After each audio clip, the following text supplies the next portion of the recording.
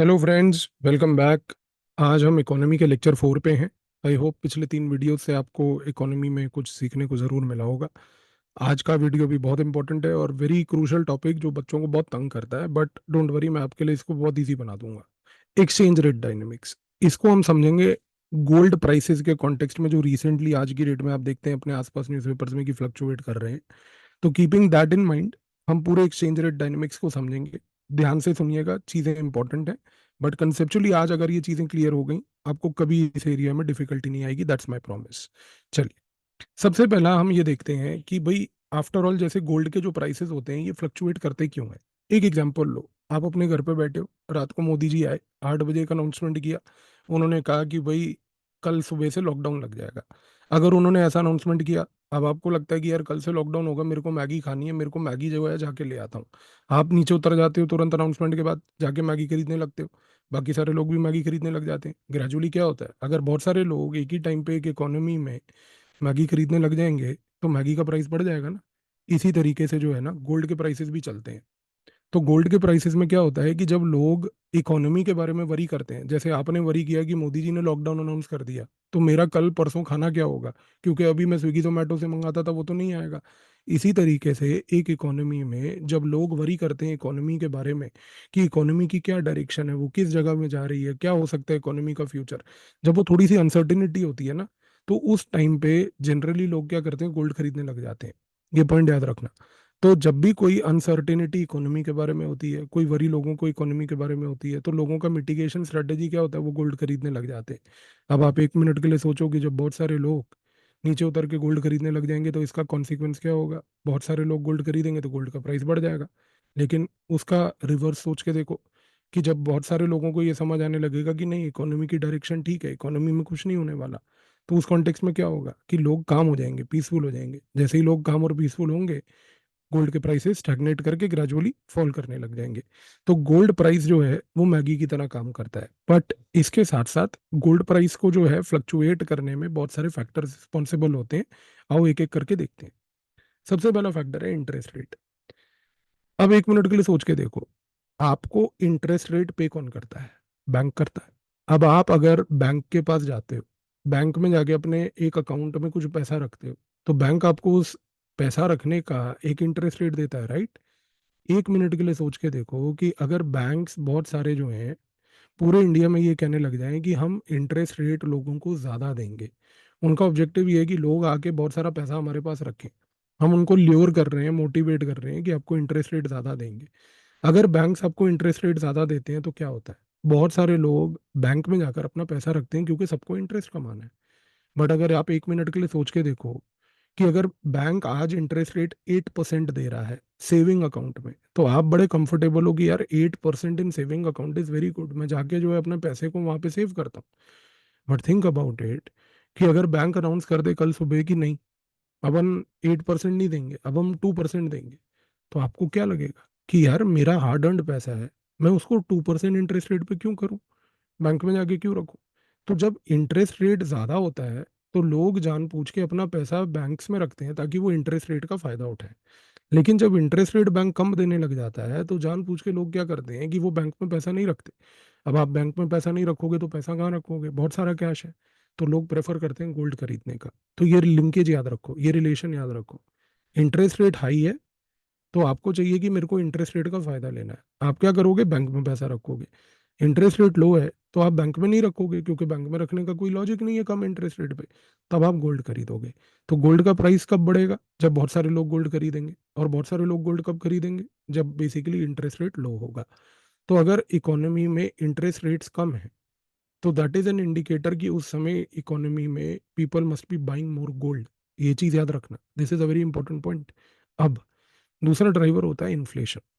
अब for example, हमने पिछले लेक्चर में भी चर्चा करी थी इन्फ्लेशन को लेके, कि अगर एक इकोनॉमी में इन्फ्लेशन बढ़ जाती है, यानी कि इन्फ्लेशन बढ़ने का मतलब ये है कि जो आपका पैसा है उसकी वैल्यू लॉस हो रही है। अगर आपके पैसे की वैल्यू लॉस्ट हो रही है, आपका पैसा जो है आगे आने वाले समय में कम चीजें आपको बाय करके देगा, तो आप क्या करोगे, एज अ हेज, HEDGE, ये देखो लिखा है यहाँ पे, एज अ हेज आप क्या करोगे कि आप जाके अपना पैसा जो है गोल्ड में लगा दोगे। 1 मिनट के लिए सोच के देखो कि ये हेज होता क्या है, मैं आपको समझाता हूँ। हेज होता है एक तरीके का प्रोटेक्शन या सेफ्टी वॉल्व। ये कैसे काम करता है, इसको समझने के लिए आप 1 मिनट के लिए सोच के देखो कि आप एक घर में रह रहे हो। अब उस घर में आपने कैश रखा हुआ है। अब लेट से घर में आग लग गई। घर में आग लगेगी तो क्या होगा? कैश जल जाएगा। प्रॉब्लम है ना। इन्फ्लेशन यही है। आपने इकोनॉमी में पैसा होल्ड करके रखा है, लेकिन इकोनॉमी में आप देख रहे हो कि इन्फ्लेशन बढ़ रही है, तो पैसा आपका जल रहा है। Because your money is not going to buy you what it bought last year. तो मनी की वैल्यू कम होती जा रही है। तो आप क्या करते हो, एक हेज ढूंढते हो। हेज का मतलब होता है एक संदूक। संदूक, यू अंडरस्टैंड, एक फायर प्रूफ बॉक्स ढूंढते हो। तो आप घर में कोशिश करते हो कि आपको पता है कि यार घर में आग कभी भी लग सकती है, मेरे पास बहुत सारा कैश है, मैं कैश को अलमारी में नहीं रखूंगा, मैं क्या करता हूँ एक फायर प्रूफ बॉक्स मंगाता हूँ अमेजोन से। उस फायर प्रूफ बॉक्स के अंदर अपना सारा कैश रख देता हूँ। अब लेट से घर के अंदर आग लग गई। घर के अंदर आग लगेगी, अगर ये आपका पैसा यहाँ पे इधर मैंने ये स्लैब पे रखा होता तो पैसा जल जाता। पर मान लो कि इस स्लैब के अंदर एक फायर प्रूफ बॉक्स है, मैंने वो सारा पैसा उस बॉक्स में डाल दिया, तो उसमें क्या होगा? जैसे ही वो पैसा मैंने फायर प्रूफ बॉक्स में डाला, एक चीज तो तय है ना कि फायर प्रूफ बॉक्स में डालने से घर में चाहे आग लग जाए पर वो बॉक्स नहीं जलेगा। तो वो बॉक्स क्या है? वो एक सेफ्टी शील्ड है। और गोल्ड क्या है? वही एक सेफ्टी शील्ड है। तो जब इन्फ्लेशन होती है ना इकोनॉमी में, तो लोगों को लगता है घर में कैश रखना बेकार है, आप गोल्ड में रख दो। देखो, गोल्ड जो है वेल्थ को जनरेट नहीं करेगा, पर गोल्ड ये है कि आपकी वेल्थ को रिटेन करेगा। क्योंकि अगर आपने कैश रखा है तो कैश आने वाले 6 महीने में एक इन्फ्लेशनरी इकोनॉमी में कैश और दिन पर दिन घटता जाएगा, उसकी वैल्यू दिन पर दिन घटती जाएगी। पर गोल्ड जो है ना, वो मनी को डिक्रीज करने से रोकेगा।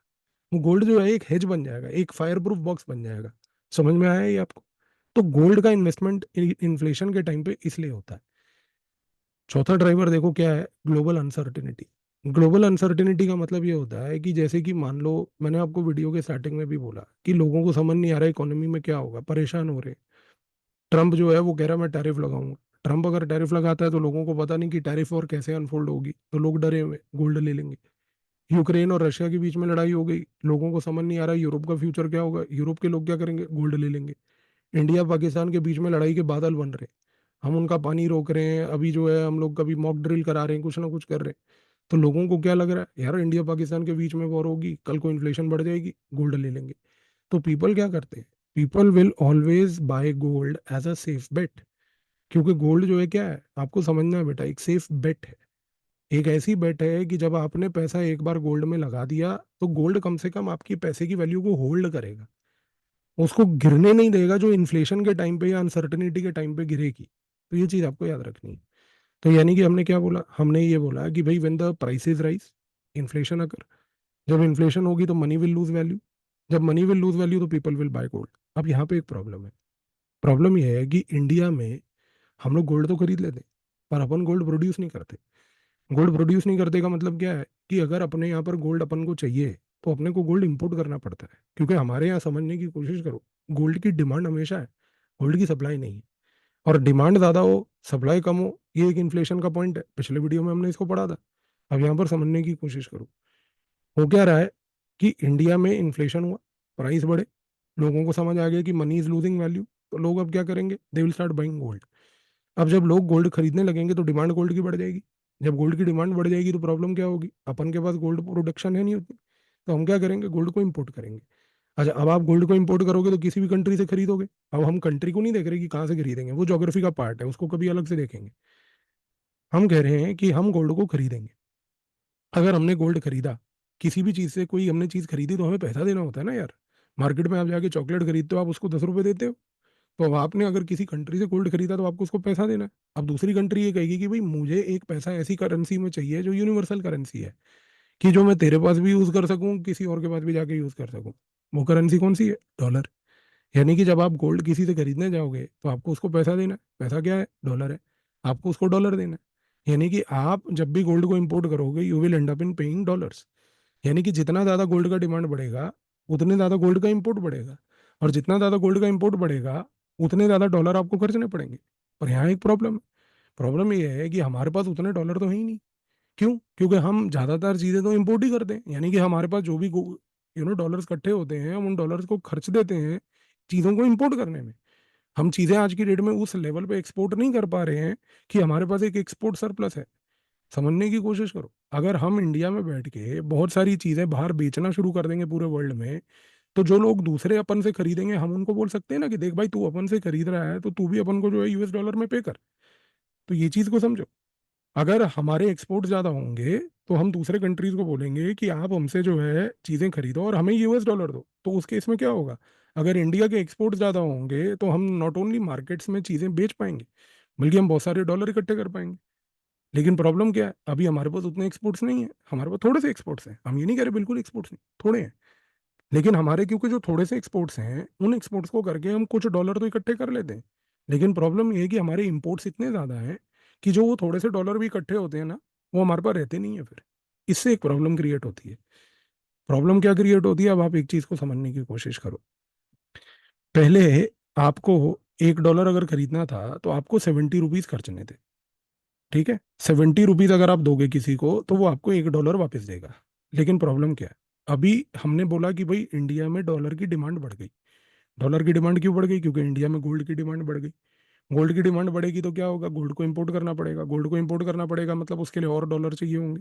और डॉलर चाहिए होंगे का क्या मतलब है? कि उसके लिए हमें और रुपीस को कन्वर्ट करके डॉलर खरीदना पड़ेगा। पहले जब हम $1 खरीद रहे थे तो हमारे पास जो प्राइस हमें उसका लेना पड़ रहा था वो 70 रुपीज था। पर क्योंकि अभी इंडिया में क्या है कि डॉलर, तो डॉलर की डिमांड बढ़ने से क्या होगा कि डॉलर महंगा हो जाएगा। यानी कि आज अगर हम 70 रुपीज खर्च के पहले $1 खरीद पा रहे थे, अब क्योंकि डॉलर की डिमांड बढ़ गई तो अब $1 जो 70 रुपीज की जगह था, अब वो 75 रुपीज का मिल रहा है। अब चीज को समझने की कोशिश करो। पहले अगर डॉलर 70 रुपए का मिल रहा था, 70 रुपीज का मिल रहा था, तो आज $1 जो है वो 75 रुपीज का मिल रहा है, क्योंकि डॉलर की डिमांड बढ़ गई। अगर डॉलर की डिमांड बढ़ गई और हमारे को डॉलर 75 रुपीज का मिल रहा है, इसका मतलब क्या है? इसका मतलब ये है कि जो हमारा रुपी है वो वीकन हो गया, कमजोर हो गया। अब ऐसा क्यों बोलते हैं हम इसलिए बोलते हैं क्योंकि चीज को समझो। जब आप 70 रुपीज का पहले $1 खरीद रहे थे, अब आपको $1 खरीदने के लिए 75 रुपीज देने हैं। यानी कि अब आपके पास अगर 70 रुपीज हैं, और क्योंकि डॉलर का दाम 75 है, तो अब आप अगर मार्केट जाके बोलोगे कि भाई मेरे पास 70 रुपीज है, मेरे को $1 दे दो, तो क्या आपको डॉलर मिलेगा? नहीं मिलेगा ना। क्यों नहीं मिलेगा? क्योंकि डॉलर का प्राइस क्या है? 75 है। अगर डॉलर का प्राइस 75 है और आपके पास 70 है, यानी कि आपका 70 अब आपको $1 नहीं दिलवा रहा, $1 से कुछ कम रुपए दिलवा रहा है। आप समझ रहे हो? तो अगर आपका 70 रुपीज पहले आपको $1 दिलवा रहा था, और आज आपका 70 रुपीज आपको एक पूरा डॉलर नहीं दिलवा पा रहा, बल्कि वो $1 से कुछ कम डॉलर दिलवा रहा है, तो आपके वो 70 रुपीज की वैल्यू तो उतनी स्ट्रांग नहीं रही ना। तो उसको कहते हैं कि आपके वो 70 रुपीज वीकन हो गए। वीकन क्यों हो गए? क्योंकि अब आपके पास जो है वो 70 रुपीज का उतना वर्थ नहीं था। अच्छा, अब सबसे बड़ी ब्यूटी ये थी, ये 70 रुपीज का वर्थ क्यों नहीं हुआ? क्योंकि आपके यहाँ पर इन्फ्लेशन थी, और आपकी इस इन्फ्लेशन को मिटिगेट करने के लिए लोग डॉलर मांग रहे थे। डॉलर क्यों मांग रहे थे? क्योंकि उनको डॉलर इकट्ठे नहीं करने थे, उनको गोल्ड इकट्ठा करना था। तो लिंक समझो। इकोनॉमी में इन्फ्लेशन, इन्फ्लेशन से गोल्ड, गोल्ड से इंपोर्ट, इंपोर्ट से क्या हुआ कि ज्यादा डॉलर खरीदने पड़ेंगे।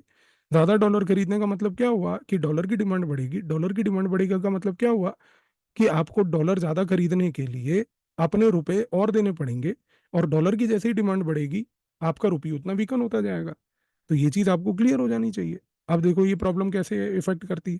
Inflation will rise, people will buy more gold, gold price will rise, rupee will weaken. Why will rupee weaken? Because हमें गोल्ड को इंपोर्ट करने के लिए और डॉलर चाहिए होंगे, और डॉलर के लिए हमारे को जो है आज की डेट में डॉलर दिन पर दिन महंगा होता जाएगा, तो उसके लिए हमारे को और एक्स्ट्रा पैसे खर्चने होंगे। अच्छा, अब आपके अगर मान लीजिए कि एक सिनेरियो में आपका रुपी वीकन होता है, आपका रुपी जो पहले 70 रुपीज का $1 दे रहा था, अब 75 रुपीज का $1 दे रहा है, तो ये सिर्फ गोल्ड को इंपोर्ट को अफेक्ट नहीं करेगा, ये सारे इंपोर्ट्स को अफेक्ट करेगा। क्योंकि पहले हर एक वो चीज जो आप बेसिकली 70 में ले पा रहे थे, अब आपको 75 में मिलेगी। यानी कि आपके यहाँ पर हर एक चीज बाय डिफॉल्ट रुपी के वीकन होने से और महंगी हो जाएगी। यानी कि the more the rupee weakens the inflation will be higher. Are you getting this point? The more the rupee weakens the higher will be the inflation. तो ये एक और प्रॉब्लम है। अब ये देखो, अब हम ये कहते हैं कि every time when India will import the gold we will pay in dollar, because India has limited dollar. So what will happen? If we spend too much dollars on the gold, the dollar demand will go up. When dollar demand will go up, supply of the dollar is limited. So each dollar will become more expensive. Rupee will weaken. That is what we said. अब आप एक minute के लिए ये चीज सोचो। एक family है, फैमिली जो है वो पैसे अर्न भी करती है और पैसे स्पेंड भी करती है। अच्छा, अब ये पैसे अर्न कैसे करती है? अर्न करती है जब ये कुछ बेचती है। अब यही फैमिली को आप सोचो कि इंडिया एक कंट्री है जो एक बड़ी फैमिली है। अभी मैंने आपको थोड़ी देर पहले बताया था, इंडिया एक्सपोर्ट करती है पर हमारे एक्सपोर्ट उतने ज़्यादा नहीं होते, थोड़े होते हैं। तो हम जब बाहर कुछ बेचते हैं तो उसको बेचने से हमें डॉलर मिलता है। अब मान लो कि इंडिया जो है आज की डेट में डॉलर कमाती है क्रोसिन बेच के। अपने पास एक दवाई है डोलो, क्रोसिन। हम पूरे वर्ल्ड में डोलो और क्रोसिन बेचते हैं। उससे क्या होता है कि हम जो है बाहर से पैसे इकट्ठा कर लेते हैं। लेकिन प्रॉब्लम क्या होती है कि एक जगह पर आप डोलो और क्रोसिन वगैरह बेच के पैसा इकट्ठा तो कर रहे हो, लेकिन ये पैसा खर्च भी तो हो रहा है। खर्च कहाँ हो रहा है? गोल्ड को खरीदने के लिए, ऑयल को खरीदने के लिए। तो प्रॉब्लम क्या हो रही है? प्रॉब्लम ये हो रही है कि यहाँ पर दो केसेस होते हैं। पहली चीज ये होती है कि भाई if you earn more than what you spend, यानी कि आपके पास जितनी इनकम आ रही है वो ज्यादा है in contrast to what you spend, तब तो आपके पास एक्स्ट्रा मनी है। कि मान लो आपने इतनी क्रोसिन बेच दी पूरे वर्ल्ड में कि इतनी सरदर्द फैली हुई थी कि आपके पास इतने सारे डॉलर इकट्ठे हो गए कि कल को आपके इंपोर्ट ऑफ डॉलर भी जो है वो आप इंपोर्ट ऑफ जो गोल्ड है उसको आराम से मैनेज कर पा रहे हो। तो प्रॉब्लम क्या है? ये चीज तो हो नहीं रही। प्रॉब्लम ये हो रही है कि इंडिया आज की डेट में क्रोसिन बेच रहा है लेकिन खरीद रहा है इन रिटर्न गोल्ड है, ऑयल है। We are basically spending more than what we earn, यानी कि हमारे पास एक शॉर्टफॉल है। ये जो शॉर्टफॉल होता है इसको हम लॉस कहते हैं। ये जो लॉस होता है ना, इसको हम बेसिकली कहते हैं करंट अकाउंट में डेफिसिट होना। डेफिसिट मीन्स कि करंट अकाउंट में एक लॉस होना। करंट अकाउंट क्या होता है? करंट अकाउंट एक अकाउंट होता है जो इंडिया का ट्रेड बैलेंस बताता है। तो यहाँ तो करंट अकाउंट में जो ट्रांजैक्शंस होती हैं उसमें या तो एक सरप्लस हो सकता है which is called cash, CAS, current account surplus. या फिर एक डेफिसिट हो सकता है। डेफिसिट कब होगा? जब आपका एक शॉर्टफॉल होगा। शॉर्टफॉल का मतलब कि you are basically spending more than what you earn. तो इंडिया के केस में आज की डेट में क्या हो रहा है? हम क्योंकि गोल्ड का इंपोर्ट कर रहे हैं, ऑयल का इंपोर्ट कर रहे हैं, हम बेसिकली बेच कह रहे हैं क्रोसिन डोलो। तो इसकी वजह से क्या हो रहा है? करंट अकाउंट डेफिसिट है। अब आप दूसरा केस देखो, if India earns more than what it spends then we have extra money. और अगर वो एक्स्ट्रा मनी होगा तो वो सरप्लस होगा। सरप्लस होगा तो उसको अपन लोग कहेंगे करंट अकाउंट सरप्लस। तो करंट अकाउंट सरप्लस कब होगा? ये तब होगा बच्चे जब India will earn more foreign trade में से पैसा than what it spends today. समझ में आई आपको? अब देखो यहाँ पर गोल्ड का और कैड का क्या रिलेशनशिप है, बड़ा सिंपल सा है। हम गोल्ड खरीद रहे हैं, गोल्ड को खरीदने के लिए हमें डॉलर को स्पेंड करना है। डॉलर को स्पेंड इसलिए करना है क्योंकि हम लोग गोल्ड प्रोड्यूस नहीं करते। तो आज की डेट में हम बहुत सारा गोल्ड जो है बाहर से खरीद के लाते हैं।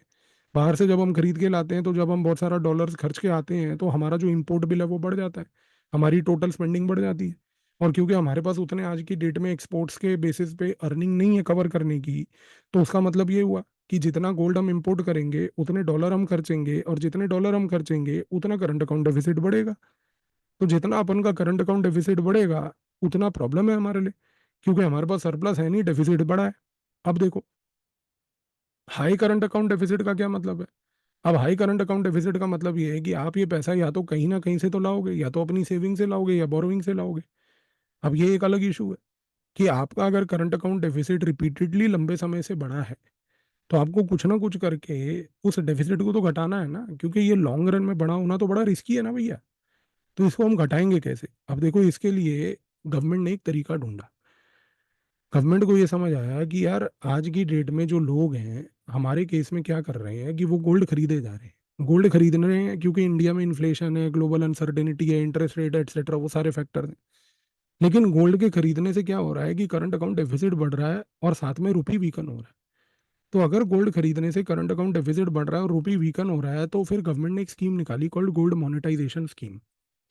अब गवर्नमेंट ने इस गोल्ड मोनेटाइजेशन स्कीम में क्या बोला? गवर्नमेंट ने बोला कि यार सुनो, आपके पास अगर गोल्ड है और अगर आपको गोल्ड खरीदना है तो आप फिजिकल गोल्ड लेके क्या करोगे? उसको भी लेके आप घर पे ही रख देते हो। तो आप एक काम करो ना, गवर्नमेंट ने गोल्ड मोनेटाइजेशन स्कीम में एक बड़ी इंपॉर्टेंट चीज बोली। गवर्नमेंट ने कहा कि अगर आपके पास गोल्ड है ना, तो आप एक काम करो, आप उस गोल्ड को लाके बैंक में रख दो। अगर आप उस गोल्ड को घर से लाके बैंक में रखोगे ना तो मैं आपको इंटरेस्ट दूंगा। अब आप सोच के देखो, मैंने आपको दो चीजें बोली थी।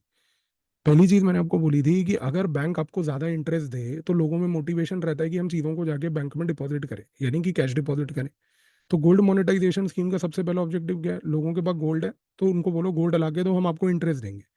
हमें कैशबैक चाहिए हर चीज से, तो गोल्ड मोनेटाइजेशन स्कीम आपको कैशबैक दे रही है, मोटिवेट कर रही है। दूसरी चीज देखो क्या है? दूसरी चीज ये है कि अगर आज की डेट में आप गोल्ड क्यों खरीद रहे हो? अपन ने बात की थी ना, एक फायर प्रूफ बॉक्स में वो पैसा रखने की, यानी कि गोल्ड हमारे लिए क्या था, एक हेज था। क्योंकि गोल्ड हमारे लिए एक हेज था, तो सबसे बड़ी चीज क्या है कि हम लोगों ने ये चीज सोची कि अगर गोल्ड हमारे लिए एक हेज है, तो उस कॉन्टेक्स्ट में सबसे इंपॉर्टेंट चीज क्या होगी कि भाई हम सिर्फ इन्फ्लेशन से बचने के लिए गोल्ड ले रहे हैं, इंटरेस्ट रेट के लिए गोल्ड ले रहे हैं। तो गोल्ड मोनेटाइजेशन स्कीम में गवर्नमेंट ने कहा कि भाई सिंपल सी बात है, आप गोल्ड को लाके बैंक में रखो। बैंक में रखने से क्या होगा, हम आपको इंटरेस्ट भी देंगे।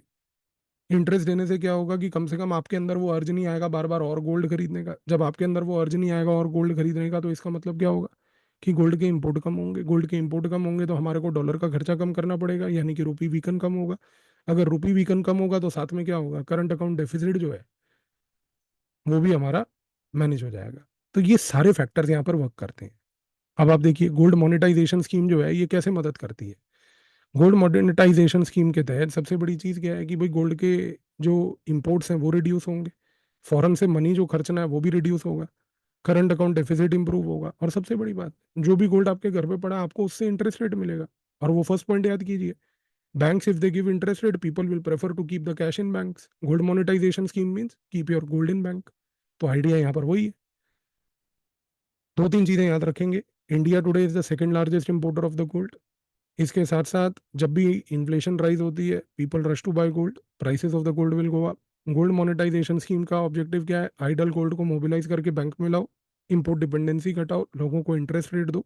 लेकिन एक पॉइंट जरूर याद रखिएगा, जितने भी गोल्ड इंपोर्ट्स होते हैं, जब भी हम उनको इंपोर्ट करते हैं, क्योंकि गोल्ड एक गुड है, तो वो गुड होने के नाते वो हमेशा करंट अकाउंट ट्रांजैक्शन में आएगा, कैपिटल अकाउंट में नहीं आएगा।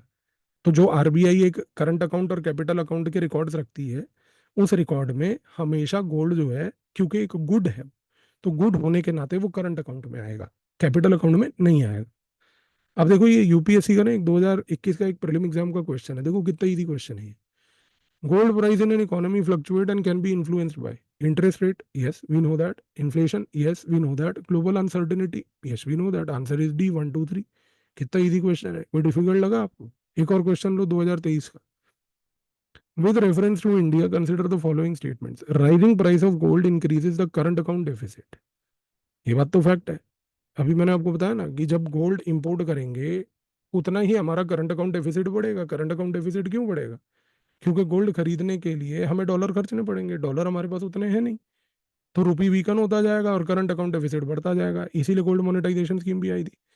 दूसरा स्टेटमेंट देखो कि gold imports are considered part of capital account transaction, नहीं, मैंने आपको क्या बोला था, करंट अकाउंट। तो पहली स्टेटमेंट करेक्ट है, आंसर क्या है, ए ओनली।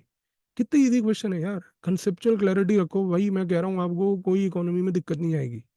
कोई आपको नोटंकी वाले नोट्स नहीं पढ़ने, कुछ नहीं पढ़ना, कोई यहाँ पर डायग्राम मीम कुछ नहीं, यहाँ पर कलाकारी नहीं पढ़नी। Simple clear conceptual clarity like crystal clear water, बस। ये देखो जी, GS 3 का 2022 में एक क्वेश्चन आया था मेंस में। India remains the largest consumer of gold globally, discuss the economic rational behind the government's measure to curb gold imports specially in times of inflationary pressures. Basic understanding से you can very easily write this question. कोई difficulty नहीं होगी आज की date में 2022 का mains question लिखने की आपको इस वीडियो के बाद। 2013 में भी एक क्वेश्चन आया था, काफी पुराना हो गया। What are the implication of India high gold imports on the economy specially with respect to current account deficit and inflation. मैं कह रहा हूँ इससे ज्यादा पप्पू क्वेश्चन मेन में नहीं आ सकते, दोनों के दोनों। And you are in a position right now to write both of them. See the beauty is the power. John Maynard Keynes ने एक बड़ा इंपॉर्टेंट स्टेटमेंट दिया। जॉन ने बोला कि gold is a barbarous relic and its hoarding can distort national economies. यही चीज तो रैशनल था गवर्नमेंट का गोल्ड मोनेटाइजेशन स्कीम के लिए। कल को ये क्वेश्चन प्रीलिम में आ जाए कि भाई इनमें से चार थिंकर्स हैं, इन चार थिंकर्स के ये थॉट्स हैं, किस थॉट के बेसिस पे गोल्ड मोनेटाइजेशन स्कीम आज की डेट में एप्लीकेबल है, ये याद रखिएगा कीन्स। रघुराम राजन कहते हैं कि sir gold import in India have often acted like a sponge soaking up excess outward saving but worsening the current account deficit. सही बात है ना, कि आज की डेट में जब भी घर में सेविंग होती है, इन्फ्लेशन होता है, हम लोग सोचते हैं कि सेविंग को ट्रांसफॉर्म कर दो गोल्ड में, और उस गोल्ड को ट्रांसफॉर्म करने के चक्कर में करंट अकाउंट डेफिसिट वर्सन हो जाता है। स्ट्रेट फॉरवर्ड लॉजिक है, क्लियर कट थिंकिंग। अगर आपने वीडियो ध्यान से सुना आपको क्लियर हो गया। एक निमोनिक मैंने बनाया आपके लिए, गोल्ड के इंपोर्ट को, इकोनॉमिक इम्पैक्ट को याद रखने के लिए, क्योंकि ये जो दो क्वेश्चन आए ना, मेंस वाले 22 वाला और 13 वाला, इस टाइप का अगर आप आंसर यहाँ लिखोगे ना with this kind of a mnemonic, तो आपके लिए बहुत अच्छा हो जाएगा।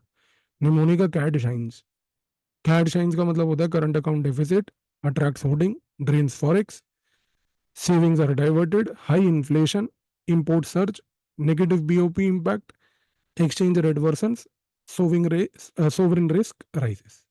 ये आपने याद रखना है। आपके लिए क्वेश्चन दे रहा हूँ, प्रैक्टिस करके कमेंट बॉक्स में लिखना। हर रोज की तरह जो लिखेगा उसका आंसर मैं इवेलुएट करूंगा। Describe the self feeding loop between inflation, gold imports and weakening of the rupee. Conceptual question दे रहा हूँ कि जो सेल्फ फीडिंग लूप है between inflation, gold import and weakening of the rupee, अपने वर्ड्स में इसको लिखो, जो आपको समझ आए वो लिखो, एंड अच्छे से आंसर लिखो। And I am very certain कि जो भी आप लिखोगे विद कंसेप्चुअल क्लैरिटी आप अच्छा लिखोगे। आई होप कि इकोनॉमी की ये वाली सीरीज आपको मदद दे रही है।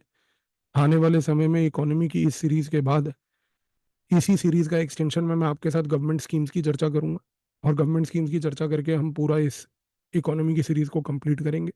इसके सिवाय अगर आप कोई और सब्जेक्ट चाहते हो इसी प्रकार से समझने का, कमेंट में लिख के मुझे जरूर बताइएगा। I will consider the request for the month of June. इस आंसर